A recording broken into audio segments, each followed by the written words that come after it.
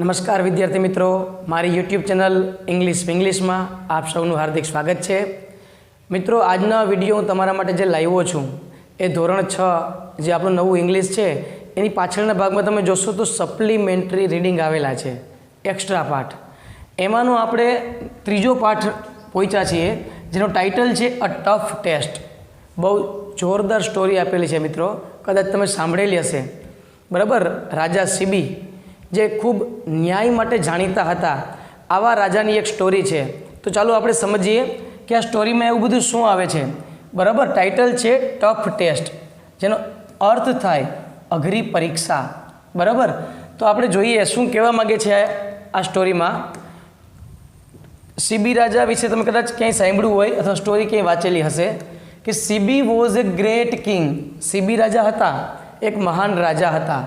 He was known for his kind and generous deeds. હવે deeds એટલે શું થાય? તો deedsનો અર્થ થાય કાર્ય. તે પોતાના દયાભર્યું તેમજ ન્યાયપ્રિય કાર્ય માટે જાણીતા હતા. He never refused to help anyone. રેફ્યુઝ કરવું એટલે શું? તો કે અવગણના કરવી. તે કોઈ પણ વ્યક્તિને અવગણના કરતા નહીં. His fame reached even heaven. હવે હેવન એટલે શું થાય? તો કે હેવનનો અર્થ થાય સ્વર્ગ. એ એટલું બધું સારું કામ કરતા કે એનું જે નામ છે, એની નામના છે, એ સ્વર્ગ સુધી એની વાતો સંભળાવવા માંડી. ઇન્દ્રદેવ ડિસાઇડેડ. ઇન્દ્રદેવે ડિસાઇડ કર્યું, નક્કી કર્યું ટુ ટેસ્ટ હિમ, કે ચાલો આપણે આની પરીક્ષા લઈએ.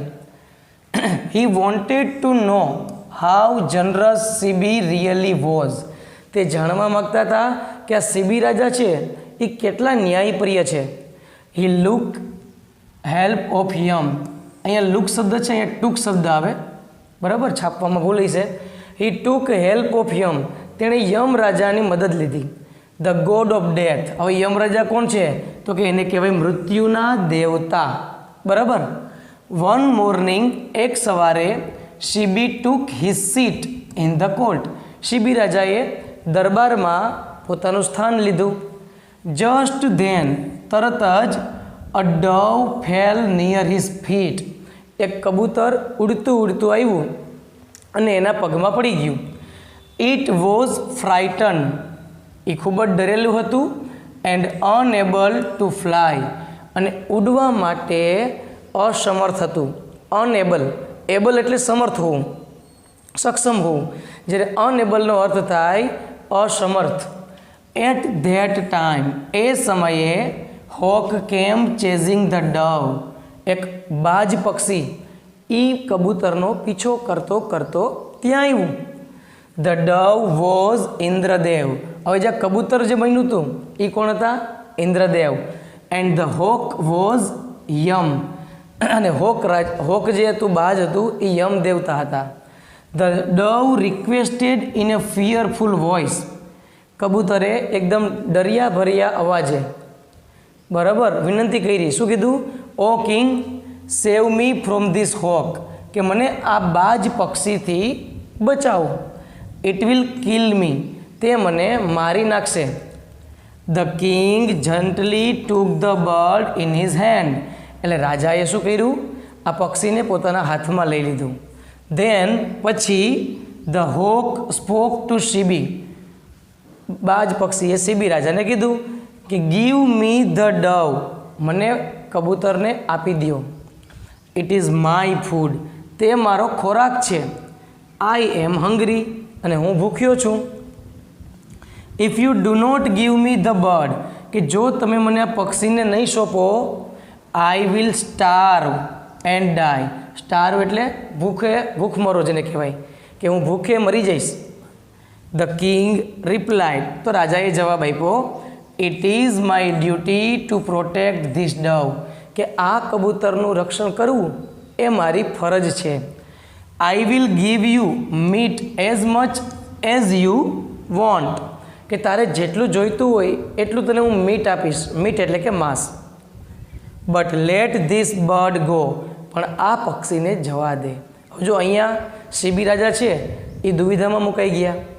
જો એ કબૂતરની રક્ષા કરે તો એનો અર્થ એવો થાય કે તેણે બાજ પક્ષીનો ખોરાક લઈ લીધો. અને જો બાજ પક્ષીની મદદ કરે તો એનો અર્થ એવો થાય કે તેણે પોતાને શરણે આવેલાનું રક્ષણ ન કર્યું. એટલે અહીંયા એને એક દુવિધામાં આવી ગયા કે હવે કરવું શું. એટલે એણે એક રસ્તો કાઢ્યો કે ભાઈ તારે જોતું હોય એટલું તને માંસ આપીશ, બરાબર, પણ તું આ પક્ષીને જવા દે. બટ ધ હોક સેડ, પણ બાજ પક્ષીએ કીધું, I do not eat anything killed by others, કે બીજા દ્વારા મારેલી હોય એ વસ્તુને હું ક્યારેય પણ ખાતો નથી. I will have only fresh meet, મારે તો તાજું માંસ જોઈએ. જો પરીક્ષા કરવા માટે આવ્યા હતા, બરાબર. If you are prepared to give me the flash, બરાબર, કે જો તમે મને માંસ આપવા તૈયાર હોય, કેટલું? Equal to the weight of the bird, કે આ પક્ષીનું જેટલું વજન છે એટલા વજનનું તમે મને માંસ આપો. કેમાંથી? ફ્રોમ યોર ઓવન બોડી, તમે જો તમારા શરીરમાંથી આ પક્ષી જેટલા વજનવાળો માંસ મને આપો, આઈ વિલ ટેક ઇટ, તો હું લઈ લઈશ. સીબી એગ્રીડ, તો સીબી રાજા સહમત થઈ ગયા. એન્ડ ઓર્ડર્ડ હિઝ મેન, પોતાના માણસોને હુકમ કર્યો કે go and bring a balance, કે જાઓ અને તમે બેલેન્સ લઈ આવો. બેલેન્સ એટલે અહીંયા ત્રાજવું, બરાબર. He cut a portion of his hand, Sibi રાજાએ પોતાના હાથમાંથી થોડોક ટુકડો કાપ્યો. And put it in one pan of the balance, અને જે ત્રાજવો છે એના એક ત્રાજવામાં એણે એ ટુકડો મૂક્યો, બરાબર. હવે જોઈએ છીએ શું થાય. સીબી રાજા ખૂબ ન્યાયપ્રિય હતા મિત્રો, બરાબર. એ કોઈને અન્યાય થવા ન દે એના માટે તો ઇન્દ્રદેવ પરીક્ષા કરવા માટે આવ્યા હતા. હવે જોઈએ કે એ આ પરીક્ષામાં પાસ થાય છે કે નહીં, બરાબર. ચલો આગળ વધીએ આપણે. The bird was put in the other, એક ત્રાજવામાં એણે શું કર્યું હતું?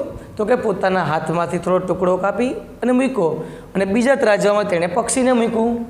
It was not equal to the weight of the bird, પરંતુ પક્ષીના વજન જેટલું એ માંસનો ટુકડો થયો નહીં. સો તેથી હી કટ સમ મોર, તેણે થોડો વધારે ટુકડો કાપ્યો. ઇવન ધેન, છતાં પણ the flesh was not enough, એ માંસ પૂરતું થયું નહીં. ધેન પછી Sibi asked his guards to cut off his arms and legs, સીબીએ એના ગાર્ડ્સને હુકમ કર્યો કે મારા હાથ અને પગ કાપી નાખો. The weight was still not sufficient, છતાં પણ હજી વજન સરખો ન થયો. He then asked them to put his whole body on the balance, તેણે બેલેન્સ ઉપર એટલે કે ત્રાજવા ઉપર એને કીધું કે મારું આખું શરીર મૂકી દો. ઇવન ધેન, છતાં પણ the pan of the dove remained heavier, પણ જે બાજુ પક્ષી રાખ્યું હતું એ પલડું વધારે ભારે હતું, બરાબર. એટ ધીસ પોઈન્ટ, આ પોઈન્ટ ઉપર Indradev and Yama appeared before Sibi, Indradev અને યમ એ સીબી રાજા સામે પ્રગટ થયા. એન્ડ બ્લેસ્ડ હિમ, અને એને આશીર્વાદ આપ્યા, એનાથી ખુશ થયા. When the gods so this, જ્યારે ભગવાને આ જોયું, દે વેર વેરી હેપી, બધા દેવતાઓ ખુશ થયા. And a voice from the sky said, આકાશમાંથી અવાજ આવ્યો કે ઓ સીબી, અરે Sibi, we are pleased to see your kindness, કે તારું જે આ દયાભર્યું વર્તન છે, બરાબર, આ જોઈ અમે બહુ ખુશ થયા. You have always protected those who came to your shelter, shelter એટલે કે આશ્રય, કે જે તારા આશ્રયમાં આવેલા છે તે હંમેશા તેનું પ્રોટેક્ટ કર્યું છે, એનું રક્ષણ કર્યું છે. You have set an example, તે એક ઉદાહરણ પૂરું પાડ્યું છે.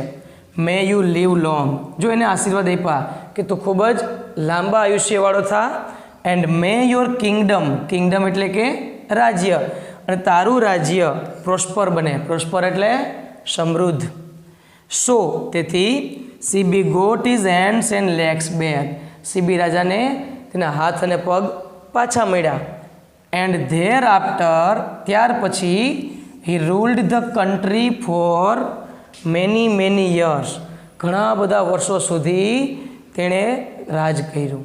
તો આ સુંદર મજાની સ્ટોરી હતી સીબી રાજાની. જો ખૂબ જ અઘરી પરીક્ષા લીધી, બરાબર, એટલે આ પાઠનું ટાઇટલ છે ટફ ટેસ્ટ. હવે આપણે જોઈએ એમાં પ્રેક્ટિસ માટે અમુક એવો પ્રશ્ન આપેલા છે મિત્રો, આપણે એની ચર્ચા કરીએ અને જોઈએ. બરાબર, એક જોડકું આપ્યું છે, શું કહેવા માગે છે જોડકામાં જોઈએ તો એ આપણને કીધું છે પેલું પ્લીઝડ. હવે આપણે આ ગોતવાના છે ઓપોઝિટ વર્ડ. ઓપોઝિટ વર્ડનો અર્થ થાય વિરુદ્ધાર્થી શબ્દ. તો પેલું આપ્યું છે પ્લીઝડ. પ્લીઝડ એટલે ખુશ, તો એમાં આવે છે ઈ, જેનો અર્થ થાય દુઃખી. બરાબર, અનહેપી. જનરસ એટલે એનો અર્થ શું થાય? ન્યાયી. બરાબર, તો એનામાં આવશે જેનરસનું સિમિલર વર્ડ થશે સેલ્ફિશ, એટલે કે સ્વાર્થી. જે હંમેશા પોતાનો જ વિચાર કરે એને કહેવાય સ્વાર્થી, અને જે બીજા બધાનો વિચાર કરે એને કહેવાય જનરસ. ઇનફ. ઇનફ એટલે થાય પૂરતું. તો આપણે એનો ઓપોઝિટ વર્ડ જોઈએ છે ઇનસફિશિયન્ટ, એટલે કે અપૂરતું, એટલે કે એમાં એ આવશે. ફ્રાઇટન્ડ. ફ્રાઇટન્ડ એટલે કે ડરી ગયેલું, તો ફિયરલેસ એટલે કે નિડર. બરાબર, એટલે એમાં આવશે સી. અને હેવનનો અર્થ થાય સ્વર્ગ, તો એનું ઓપોઝિટ થશે હેલ, એટલે કે નર્ક. તો આ હતા ઓપોઝિટ વર્ડ. ત્યાર પછી આપણે આગળ જોઈએ. હવે અહીંયા 1B આપણે આપેલું છે મિત્રો કે ભાઈ make sentence using the words. આપણને વાક્ય આપેલા છે, એનો ઉપયોગ કરીને વાક્ય બનાવવાના છે. શબ્દ આપ્યા છે, વાક્ય બનાવવાના છે. તો કાઇન્ડનેસ, તો કાઇન્ડનેસ આવી જાય એવું વાક્ય બનાવવાનું. તો અહીંયા રેડીમેડ છે the king was famous for his kindness. બરાબર, બીજું આપ્યું છે great. Sardar Patel was a great leader. તમે તમારી રીતે અન્ય વાક્ય પણ બનાવી શકો. ટાયર્ડ એટલે કે થાકેલા. The boys were tired after playing for a long time, કે લાંબા સમય રમ્યા બાદ બાળકો છે એ થાકેલા હતા. અનએબલ એટલે કે સક્ષમ ન હોય તેવું. તો કે Nitin was unable to complete his homework. Nitin પોતાના હોમવર્ક ગૃહકાર્ય પૂર્ણ કરવા માટે સક્ષમ ન હતો. ફ્લેશ એટલે કે માંસ. The hawk wanted flesh from king Sibi. Hawk છે એ સીબી રાજાનું માંસ ઈચ્છતો હતો. બરાબર, ત્યાર પછીની એક્ટિવિટી જોઈએ આપણે. તો અહીંયા આપણને એવું છે કે select the correct answer for the question. પ્રશ્ન માટે સાચો વિકલ્પ શોધવાનો છે. તો પહેલું એ પૂછે કે who took the form of dove, કે ડવનું રૂપ કોણે ધારણ કરેલું હતું? તો આપણને ખબર છે ઇન્દ્રદેવ હતા. બીજું, who took the form of hawk, બાજનું રૂપ કોણે ધારણ કરેલું હતું? તો હતું એમાં યમ. અને king Sibi was known for his, Sibi રાજા છે એ શેના માટે જાણીતા હતા? તો કે જનરોસિટી, ન્યાયપણું. બરાબર, એના માટે જાણીતા હતા. ત્યાર પછીની આપણે એક્ટિવિટી જોઈએ. એમાં લાસ્ટ એક્ટિવિટી આપણે આપેલી છે કે આ વાક્ય છે એ કોણ બોલે છે અને કોણે કહે છે. બરાબર, તો પહેલું એ પૂછે કે આઈ એમ હંગ્રી, હું ભૂખ્યો છું. તો આ વાક્ય બોલનાર કોણ છે? હોક, જ્યારે સાંભળનાર સીબી છે. બરાબર, બીજું વાક્ય છે ઓ કિંગ સેવ મી, કે રાજા મને બચાવો. આ વાક્ય કોણ બોલે છે? ડવ, જ્યારે સાંભળનાર છે સીબી રાજા. Go and bring a balance, કે જા અને ત્રાજવું લઈ આવો. તો આ વાક્ય કોણ બોલે છે? તો આ વાક્ય બોલનાર છે સીબી રાજા. કોને કહે છે? તો કે તેમના માણસોને, એટલે કે હિઝ મેન. અને છેલ્લું વાક્ય આપણને આપેલું છે કે O Sibi we are pleased to see your kindness, કે તારું આ દયાભર્યું વર્તન જોઈ અને અમે બધા બહુ ખુશ છીએ. તો આ વાક્ય બોલનાર છે ગોડ્સ અને સાંભળનાર છે સીબી. તો વિદ્યાર્થી મિત્રો, તમને આ સ્ટોરી બહુ જ પસંદ આવી હશે. એની તમામ સમજૂતી મેં તમને આપેલી છે. છતાં તમને કોઈ પ્રશ્ન હોય તો તમે મને કોમેન્ટ બોક્સમાં જરૂર પૂછી શકો છો. હું એનો જવાબ જરૂર આપીશ. જો તમને આ વિડીયો પસંદ આવ્યો હોય તો લાઈક કરજો, તમારા તમામ ગ્રુપમાં એને શેર કરજો અને સબસ્ક્રાઈબ જરૂર કરજો. અસ્તુ. જય હિન્દ, જય ભારત.